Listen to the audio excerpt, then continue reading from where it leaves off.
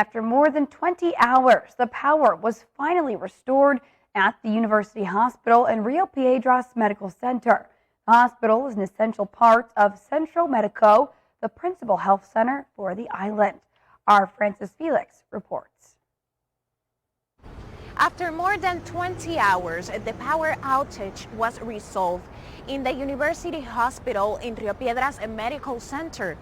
This hospital is an essential part of Centro Médico, the principal health center island-wide. By a tweet, Health Secretary Carlos Mellado announced that service was reestablished due to the works of Luma Brigades.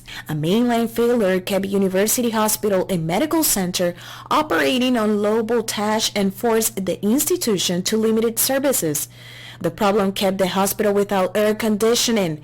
It also affected the lining in some areas and the operation of some non-vital equipment. Dr. Iran Rodriguez was one of the first to denounce on his Instagram account what was happening in the hospital, with a photo that shows a hall without lining. Mellado in that moment confirmed that the facility was without electricity and the generators had a fault, but no patient was at risk. But what happened during this time and how people was affected? Patient Francisco Febo had a therapy session scheduled for his extremities, and the hospital postponed his appointment. I'm here to receive some therapies. Thanks God the issue is resolved. It's sad to be there without air conditioning for the employees and nurse. Let's see what happened. I hope this situation doesn't repeat anymore. For Rosa Mendez, mom of a young patient, the power outage not only affected the adults building, but also the pediatric hospital. We were on a generator twice, and even though doctors and nurses have been troopers, it does affect them. It overwhelms them, you know, and us parents too, because we don't know what's going to happen next. So it wasn't just one building. It was a couple of buildings in Centro Médico. Electrical shortages such as these have become common, limiting essential services like surgeries and medical appointments for residents of the island. Reporting from Rio Piedras, Puerto Rico, Francis Felix. All right, thanks so much, Francis. In the meantime, Hurricane Dorian decimated islands in the Bahamas. And as we approach the 3rd anniversary of the devastating and deadly storm, we're learning more about plans to observe a memorial to remember the victims. Our One Caribbean News' Deandra Hamilton reports.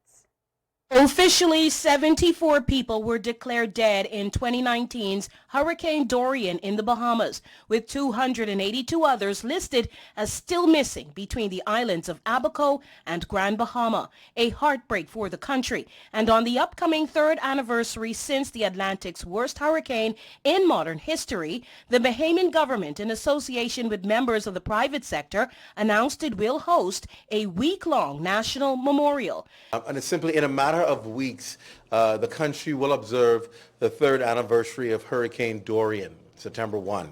The government of the Bahamas is pleased to announce that the country will observe a week-long national memorial in honor of the victims, survivors, and first responders. Clint Watson, press secretary in the office of the Prime Minister, said the activities will be held across 3 islands. There'll be a week of activities which we'll be announcing very soon as how we will go through the week of memorializing those involved in Hurricane Dorian. So listen out for that. There'll be events here in New Providence, Abaco, and Grand Bahama. A highlight of the week will be a free national memorial concert, which will take place on Thursday, September 1st. That is the date the Category 5 Hurricane Dorian made landfall. Set for the Baha Mar Convention Center, the free concert will feature local talent and famous American gospel singer, Grammy Award winner CeCe Winans, who's headlining the solemn occasion. She made a special appearance at the press event. Hello Bahamas, this is CeCe Winans inviting you to join me September 1st at the Baha Mar Convention Center as we honor the memories of the 2019 Dorian hurricane victims and families. I look forward to seeing you there. Deandra Hamilton reporting.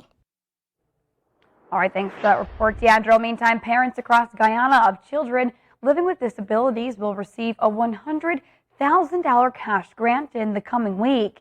The announcement was made by Human Services and Social Security Minister during the 49th sitting of the National Assembly on Monday.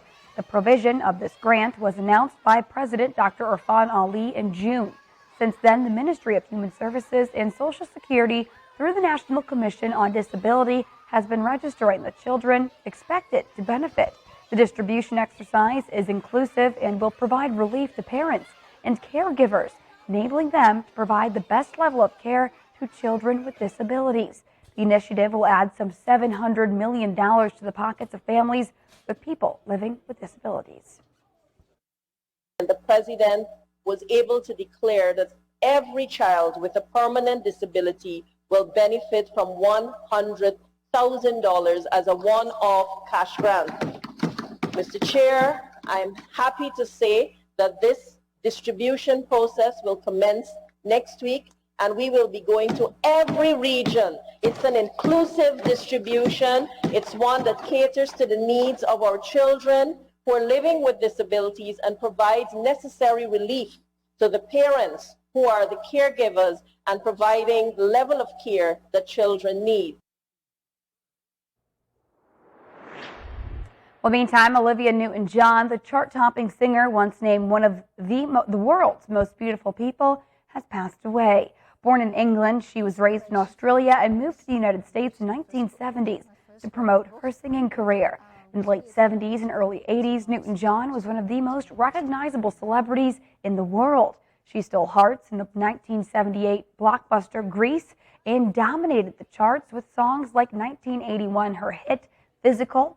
Newton-John was treated for breast cancer in 1992, and then 25 years later, in 2017, she announced the cancer had returned. According to a post from her husband on her official Facebook page, the pop music icon passed away peacefully at her ranch in Southern California, surrounded by loved ones.